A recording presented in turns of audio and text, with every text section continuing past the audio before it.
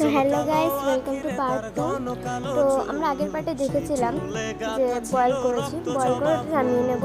তারপরে একটা কড়াইতে বসিয়ে ওতে একটু বাটার দিয়ে একটুখানি মেল্ট হয়ে যেতে, তারপরে একটু আদা রসুন পেস্ট দেবো। আদা রসুন পেস্টটা দিয়ে না ওটাকে একটু নাড়িয়ে নেব। নাড়িয়ে নেওয়ার পরে আমরা যেটা ঝুড়িতে রেখে যেটা তুলে রেখেছিলাম সিদ্ধ করে ওটা দিয়ে দেবো। ওর মধ্যে দিয়ে একটুখানি 2-3 মিনিট ধরে ওটাকে নাড়াতে হবে।